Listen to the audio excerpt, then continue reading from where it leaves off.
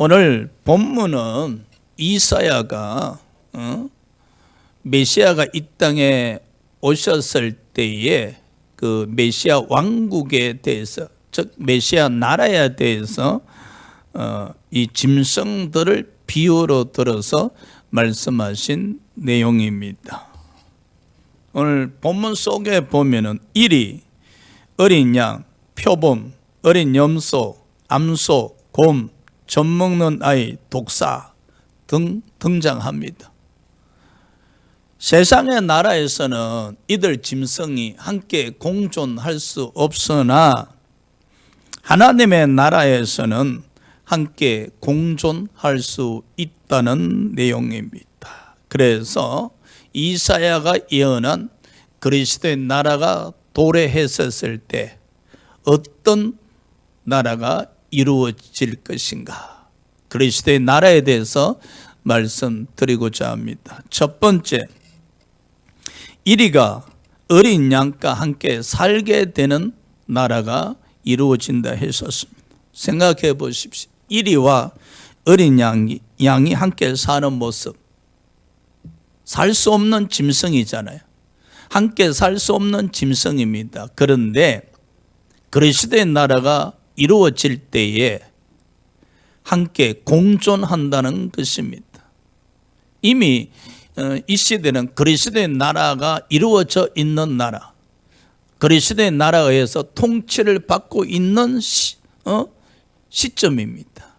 지금 우리가 신앙생활하고 있는 이 시점에 이리 같은 사람과 어린 양과 같은 사람이 함께 공존하면서 살고 있는가? 그러나 잠깐의 세상의 나라에서는 이리와 어린 양이 함께 살 수가 없습니다. 이리는 호시탐탐 이 어린 양을 잡아 먹고자 합니다. 그러나 그리스도가 다스리는 나라는 이리와 어린 양이 함께 사는 나라라 했었습니다.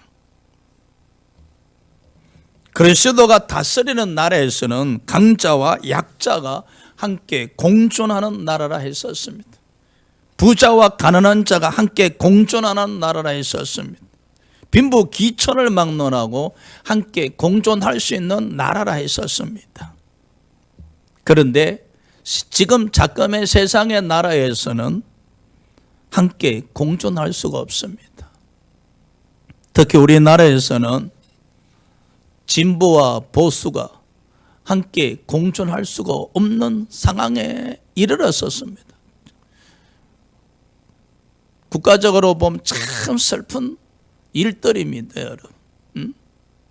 그리스도의 나라에서는 이리 같은 사람과 어린 양과 같은 사람들이 함께 살며 함께 공존한다 했단 말입니다. 그래서 저와 여러분은 그리스도의 나라에 살고 있기에 우리는 함께 공존하는 세상을 만들어 나가야 됩니다.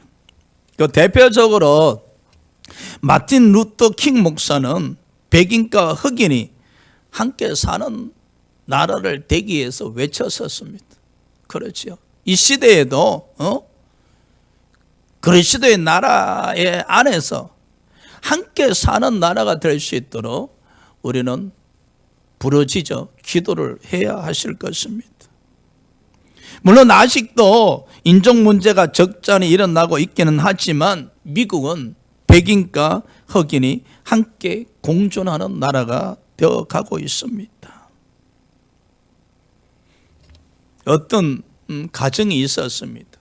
이리 같은 남편과 어린 양 같은 아내가 함께 살고 있었습니다. 남편은 가정에서 폭력을 자주 휘둘렸었습니다.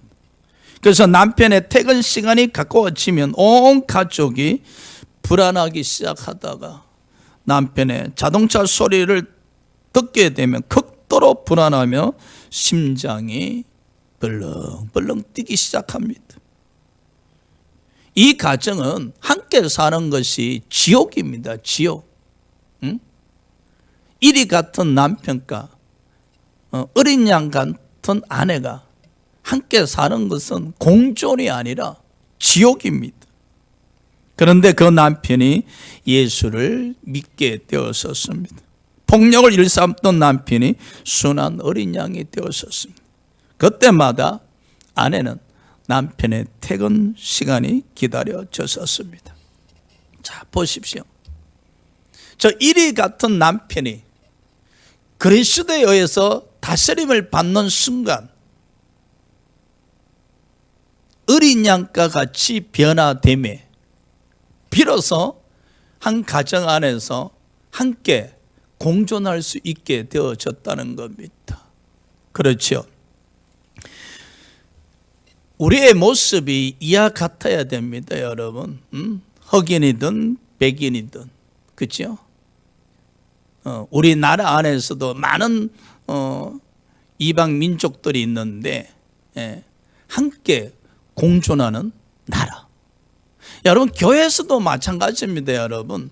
함께 공존하면서 이 신앙생활을 하는 교회가 되셔야 돼요.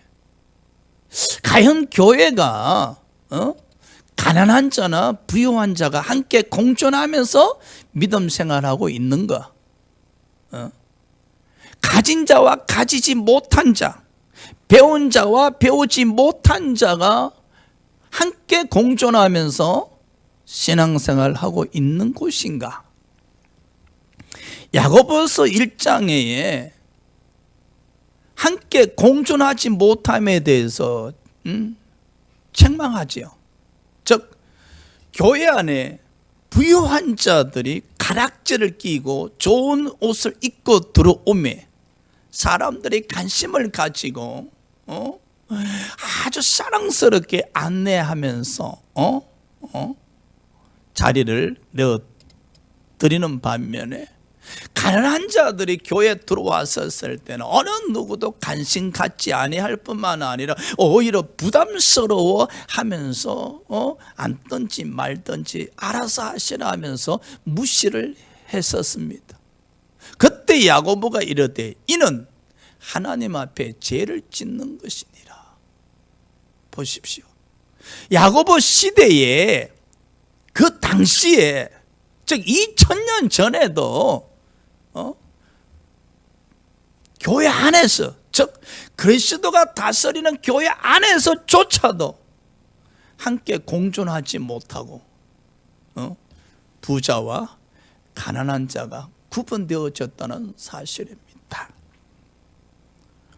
교회나 가정이나 국가나 할 것 없이 여러분 하나가 된다는 것은 참 축복입니다. 할렐루야. 그래서 우리 대세인 교회는 어떤 사람이 우리에게 오시든지 간에 믿음으로 하나가 되고 성령으로 하나가 되어진다면 우리는 세상에서 어떤 일을 했든지 간에 어떤 유형의 사람이었든지 간에 그리스도의 나라에서 다스림을 받음으로 말미암아 함께 살며 함께 공존할 수 있으리라 믿습니다. 할렐루야. 두 번째, 표범이 어린 염소와 함께 누우며 그랬었습니다. 이사야는 메시아 나라가 도래했었을 때 표범이 어린 염소와 함께 눕는다 했었습니다. 이것은 바로 그리스도 나라가 도래하게 되어진다면 평화가 넘친다는 겁니다. 저와 여러분은 이미 그리스도의 나라 안에서 신앙생활하고 있지 않습니까? 그래서 평화가 넘치는 축복을 누리셔야 될 줄 믿습니다. 그런데 세상의 나라에서는 표범이 어떻게 어린 염소와 함께 누울 수 있겠습니까? 그렇죠? 어린 염소가 만에 하나 표범과 함께 누웠다면은 잠을 잘 수가 없습니다. 왜? 저 표범이 언제 돌변해서 자기를 잡아먹을지 모르지 않습니까? 그래서 저 어린 염소는 마음에 항상 불안이 있을 겁니다. 표범이 언제 자기를 잡아먹을까? 그리고 저 표범은 항상 호시탐탐 저 어린 염소를 언제 잡아먹을까 생각할 겁니다. 그러니까 표범과 어린 염소 사이에 무슨 평화가 있습니까? 여러분 생각해 보십시오. 응? 우리 곁에 누가 표범 같고 누가 어린 염소 같습니까? 그런데 그리스도가 다스리는 나라에서는 표범과 어린 염소가 함께 초원에 누워 지낸답니다. 그리스도가 다스리는 나라는 평화가 넘치는 나라입니다. 저와 여러분은 그리스도가 다스리고 계시잖아요. 그리스도의 다스림을 받고 신앙생활을 하고 계시잖아요. 그렇다면 여러분 삶에 평화가 넘쳐야 될 줄 믿습니다. 할렐루야. 우리는 평화가 넘치는 그리스도의 나라를 만들어 가야 됩니다. 여러분 가정이 평화가 넘치는 가정으로 만들어 가셔야 됩니다. 여러분 삶이 그리스도의 통치로 말미암아 평화가 넘치는 삶으로 만들어 가야 합니다.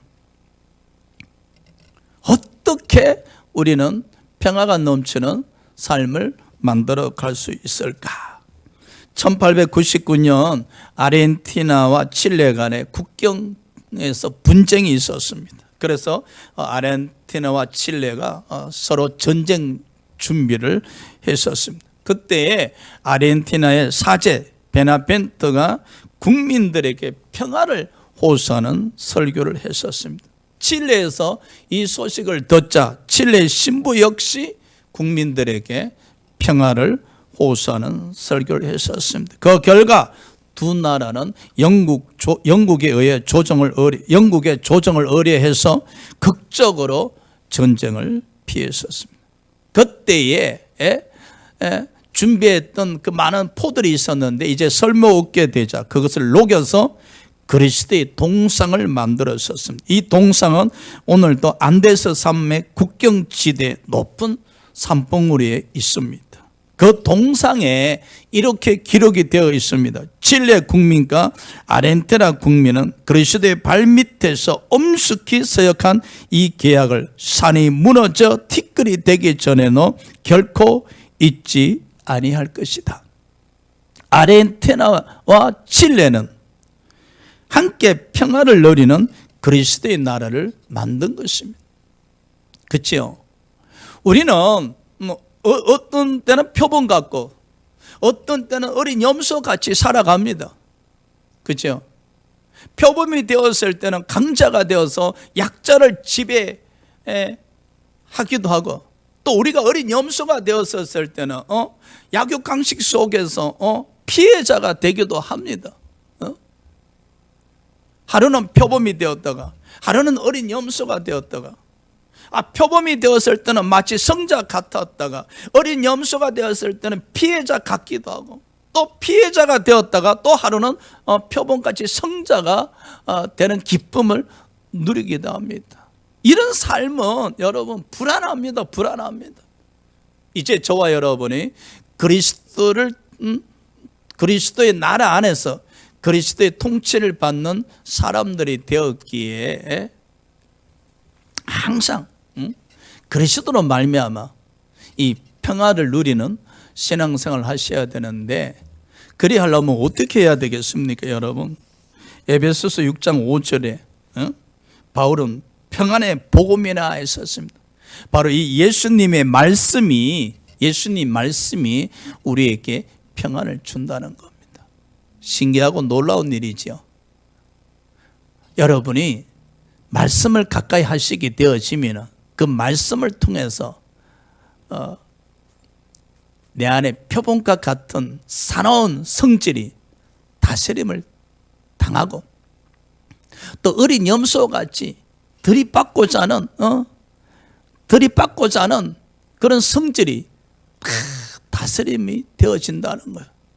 그렇게 되어진다면은 내 마음에서 평화를 누릴 수 있게 된다는 겁니다. 그래서 우리는 신앙생활을 하면서 끊임없이 이 말씀을 가까이 하셔야 됩니다. 이 말씀은 평안의 복음이라. 복음은 평안의 복음이라. 이 복음은 우리에게 평안을 제공합니다. 즉 예수 그리스도께서는 우리에게 평안을 제공하신다는 사실입니다. 할렐루야.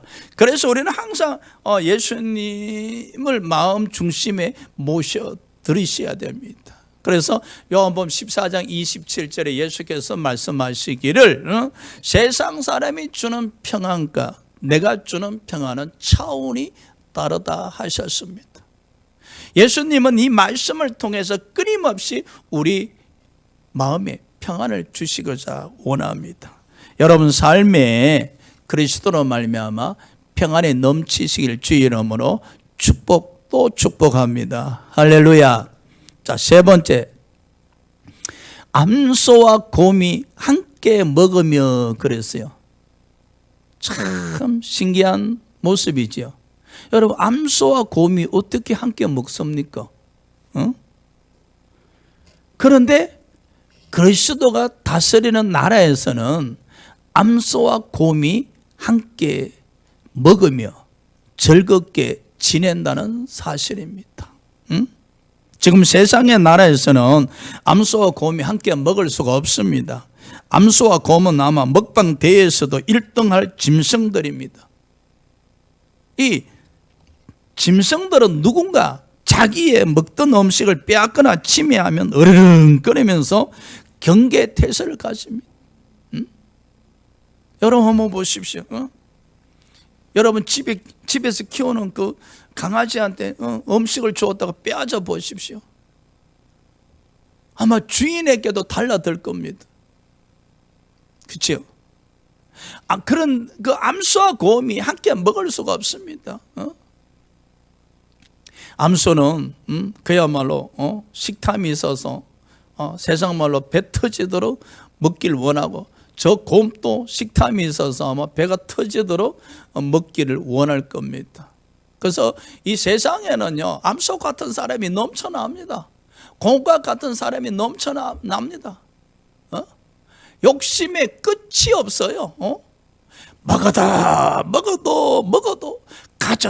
가져도 더 가지고 싶어하는 사람들이 얼마나 많습니까?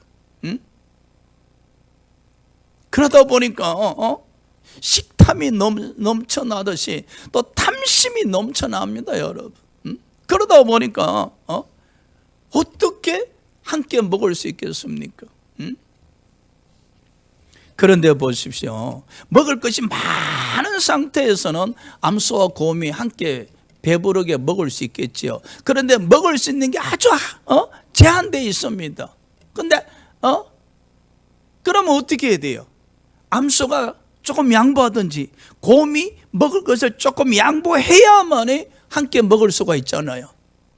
그런데 지금 우리가 살고 있는 이 세상이 여러분 뭘 양보하는 세상입니까? 여러분 먹을 것을 양보하면서 살고 있는 세상입니까? 여러분 주위에 많은 사람들이 자신들의 먹을 것을 양보해서 여러분에게 주시곤 하십니까? 아니면 여러분 스스로 먹을 것을 먹지 아니하고 남겨서 이 주위에 있는 사람들에게 나눠주고 계십니까? 아닙니다, 여러분. 이 세상은요, 먼저 자기 배를 채우고자 합니다. 그러면서 남은 음식은 또 남겨놨다가 또 시간 지나면 또 먹어야지. 이게 바로 지금 세상에 다스리는 나라의 모습입니다.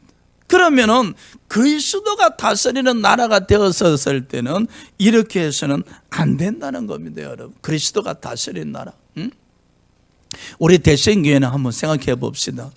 암수와 곰이 함께 먹는 모습처럼 우리가 먹고 싶은 것을 제한시켜서 남겨서 우리 주위에 있는 사람들과 함께 먹고자 하고 있는가?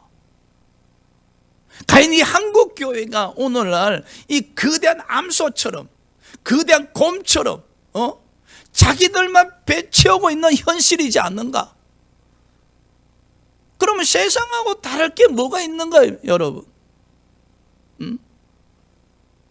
우리가 그리스도 나라에 살고 있기 때문에, 그리스도의 나라 안에 살고 있는 사람들은 암소와 곰이 함께 먹는 모습을 우리는 보여드려야 합니다. 할렐루야. 끊임없이 암소와 곰이. 그럼 함께 먹기 위해서는 조금씩 양보하셔야 되잖아요. 그죠? 조금씩 양보해서 남겨서 함께 먹는 이 교회, 함께 먹는 세상을 만들어 나가야 되는데 과연 모든 교회가 그럴까? 아닙니다, 여러분. 고린도전서 11장에 고린도 교회가 있지 않습니까? 바울은 이 교회를 아주 강하게 책망했었어요. 왜? 이 성찬식 할 때 이 당시는 마치 성만찬식처럼 집에서 음식을 교회에 가지고 와서 그 식사를 했었어요. 그런데 부자들은 집에서 많은 먹을 것을 챙겨와서 교회 안에서 부자끼리 앉아서 그야말로 배 터지도록 먹습니다. 근데 가난한 자들은 먹을 것이 없으니 교회에 가져올 수가 없습니다. 이 가난한 자들은 성만찬 시간에 그 부자들이 먹는 모습만 이렇게 쳐다보고 있는 거예요. 이게 교회 안에서 이 분쟁이 일어나는 거예요. 여러분 어릴 때 그렇게 잘하신 분 있잖아요. 친구가 붕어빵 먹는데 친구가 사탕 하나 먹고 있는데 여러분이 먹을 사탕이 없어서 먹을 붕어빵이 없으면 그 친구가 먹고 있는 거 보면 얼마나 부러워요. 얼마나 먹고 싶어. 그렇잖아요. 요즘 젊은 애들은 이런 이야기가 잘 몰라. 그런데 고린도 교회가 이렇게 했었다는 거예요. 부자들은 부자들끼리 음식을 먹고 가난한 자는 먹을 것이 없어서 굶고 있어서, 그러니까 교회야 이 가난한 자들이 아주 창피스럽게 되어지고 부끄러움을 느낄 수밖에 없었단 말이에요. 이 부자들은 암소와 곰이 되어서 지네들끼리 암소와 곰이 되시 배 터지도록 먹고 이 가난한 자들을 돌보질 않았었습니다. 그러다 보니까 고린도 교회 안에 부자와 가난한 자가 서로 금이 생기고 그 부자와 가난한 자들 사이에 분쟁이 일어나게 된 것이죠. 그래서 사도 바울이 책망을 한 겁니다. 그런데 사도행전 2장에 초대교회는 그러하지 않았었습니다. 여러분, 초대교회는 아주 사도들로부터 큰 은혜를 받게 되자 자기 집도 팔아오고 밭도 팔아오고 다 많은 사람이 헌금을 했었어요.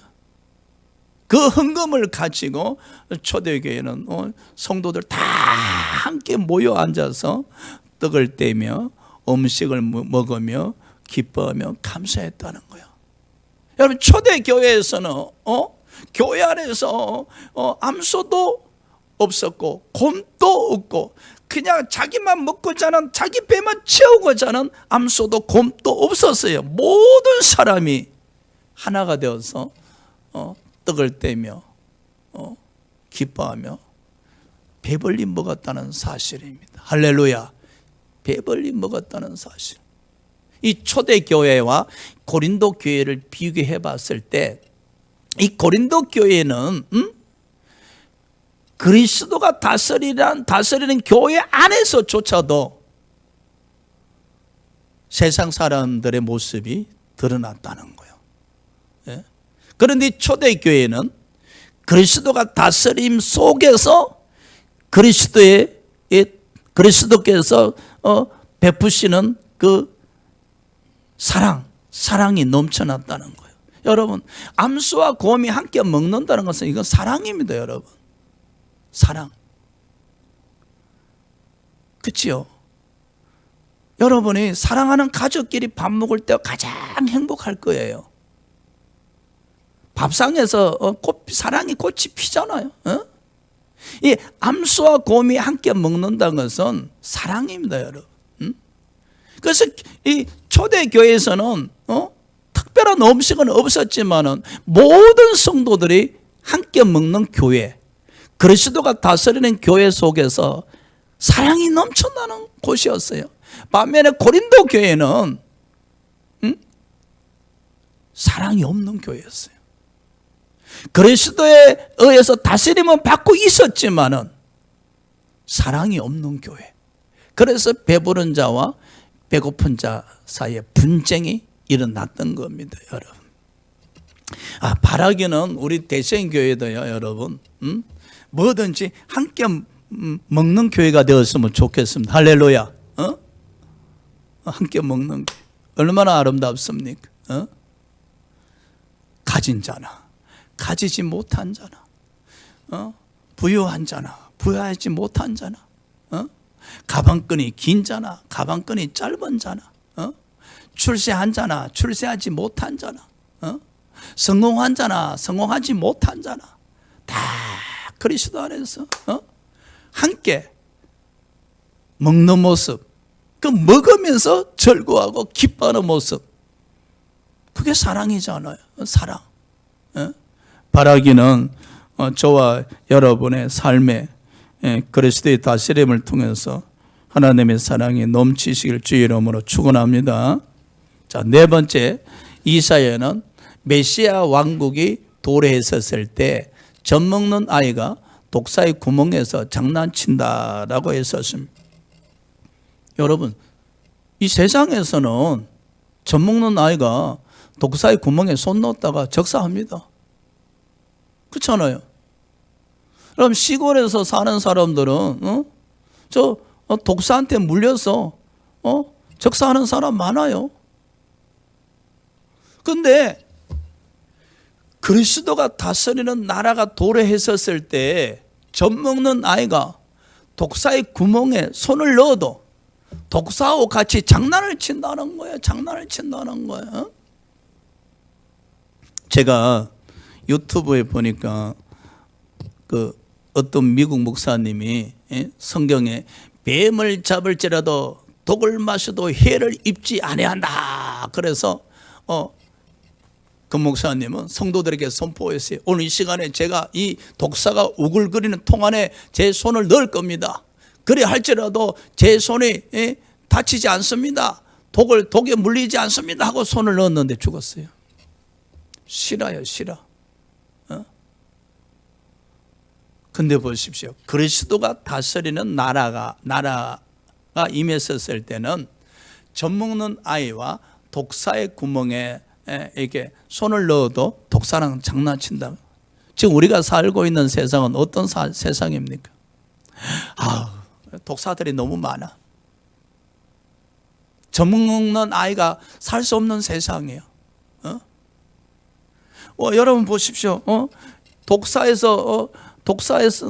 입에서 나오는 그 독에 의해서 사람이 물리면 적사합니다.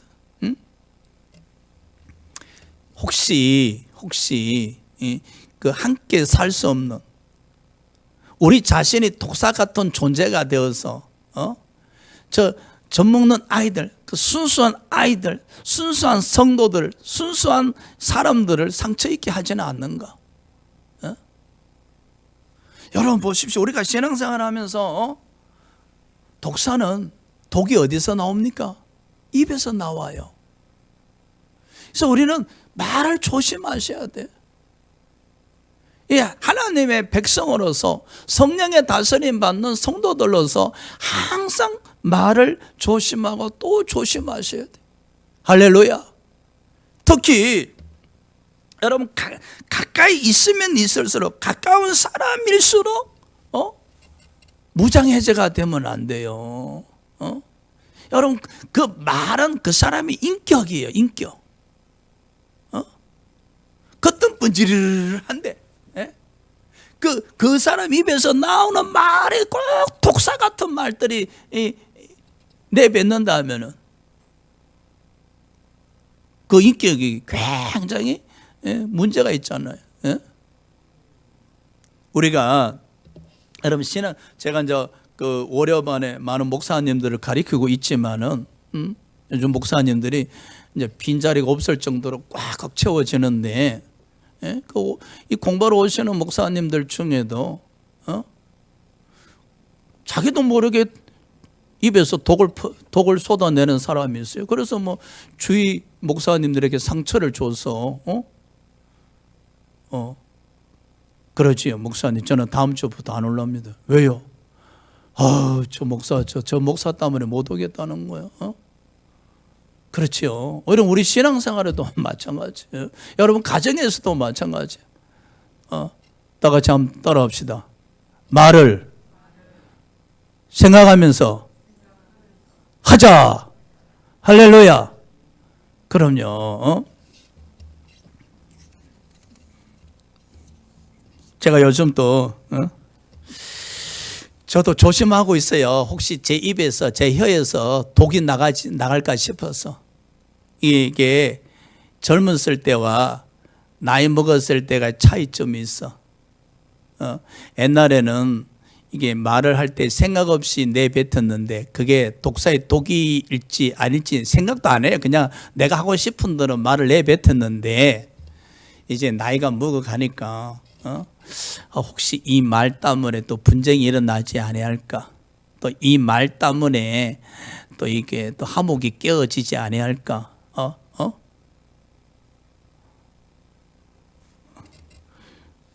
저기 우리 아들 와 있지만은 요즘 최근에는 우리 자식들하고 대화할 때가 제일 조심해. 예? 아버지로서 이게 독사의 독을 혹시 이게 뿜지 않을까?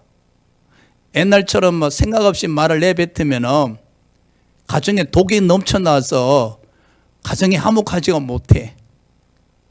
근데 요즘은 말을 내뱉기 전에 한번 걸르고 생각하고 이제 말을 하게 되어지면은 독이 없어. 할렐루야.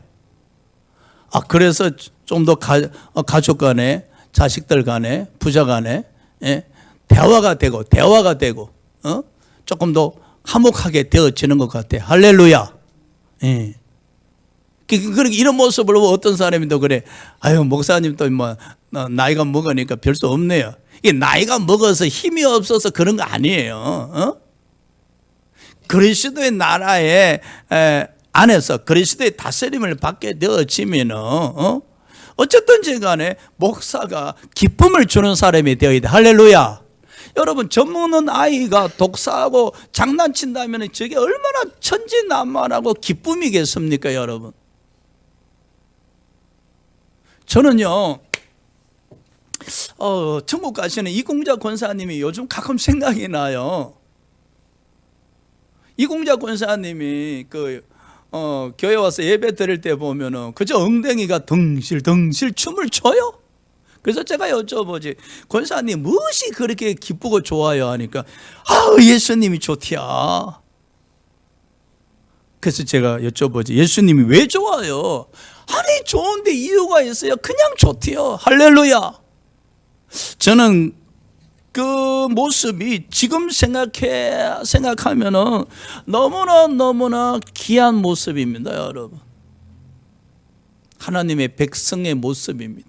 성령의 통치를 받는 하나님의 자녀의 모습입니다. 그리스도의 나라 안에 살고 있는 하나님의 백성의 모습이었다는 거예요.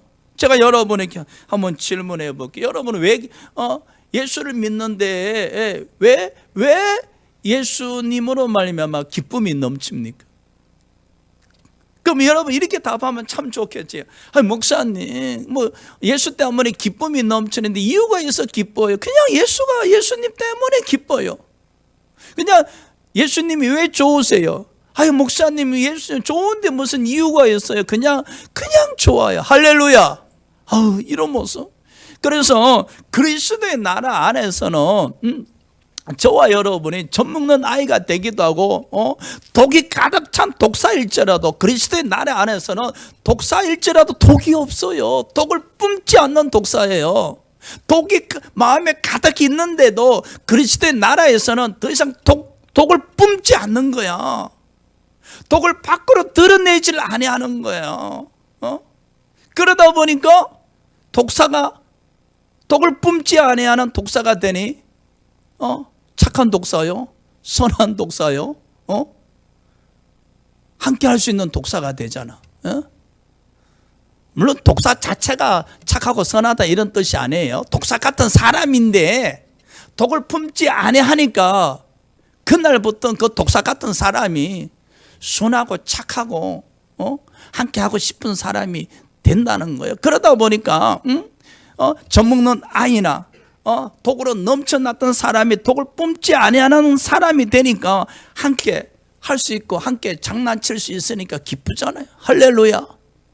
그래서 교회 안에서는 여러분 이 성령의 다스림으로 말미암아 여러분 기쁨이 넘치면 천진난만해지잖아요. 천진난만해진다니까.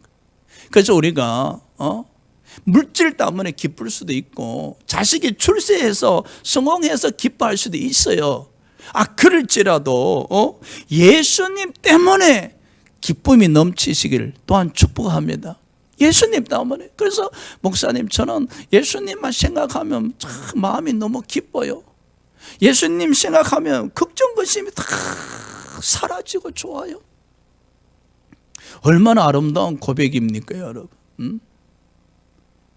그저 어린아이처럼 천진난만하게 예수님 때문에 기뻐하고 절구하고 감사하고 제가 잘 알고 있는 어떤 기돈 원장님인데 굉장히 기돈이 커요. 근데 그 원장님이 저랑 식사하면서 제게 질문합니다.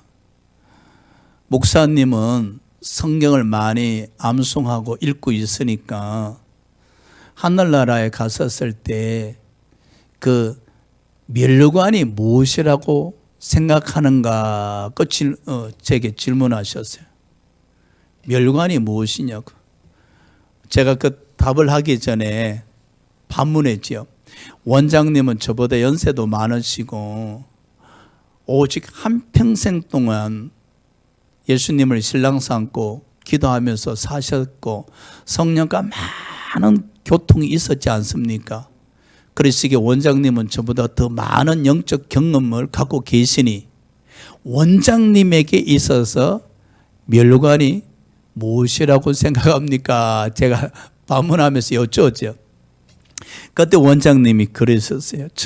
원장님 생각에는 하늘나라 갔었을 때 그 면류관이란 것이 기쁨이지 않겠는가. 남들이 아주 10% 기뻐할 때 그 상급의 면류관을 받는 사람은 10배 더 이상 기뻐하지 않겠는가.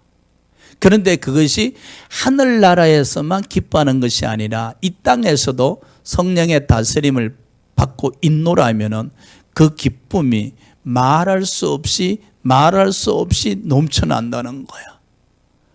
제가 어느 정도 공감을 갖기는 가졌는데 여러분 한번 생각해 보십시오. 어떤 사람은 예수님 때문에 한 10% 정도 기뻐하는데 어떤 사람은 예수님 때문에 미치도록 기뻐하는 거예요. 그런 사람이 부럽지가 않으세요. 저는 요즘에 와서 그런 사람이 부러워요. 예수님 때문에 저보다 더 많이 기뻐하는 사람, 예수님 때문에 저보다 더 많이 예수님을 사랑하는 사람들이 부러워요. 사랑하는 여러분, 오늘 이사야가 메시아 왕국이 도래했었을 때 그 나라는 어떤 모습인가를 설명을 한 거예요. 예언을 한 거예요. 한마디로 정리하면은 이 그리스도가 다스리는 나라는요, 함께 공존하는 나라입니다. 함께 공존하는 나라. 그리고 그리스도 나라는 말입니다, 여러분. 평안이 넘치는 나라입니다. 그리스도의 나라는 여러분 사랑이 넘치는 나라예요. 그리스도의 나라는 이 기쁨이 넘치는 나라입니다. 고로 성령이 우리 안에 내재하심으로 말미암아 이미 그리스도의 나라가 우리 안에 임재하셨습니다. 그러기에 그리스도의 나라에 살고 있는 저와 여러분은 모든 사람과 공존할 수 있어야 됩니다. 그리고 평안을 누릴 수가 있어야 됩니다. 그리고 모든 사람과 함께 사랑할 수 있어야 됩니다. 그리고 항상 기쁨에 넘치는 은혜를 누릴 수가 있어야 됩니다. 할렐루야. 기도하시겠습니다.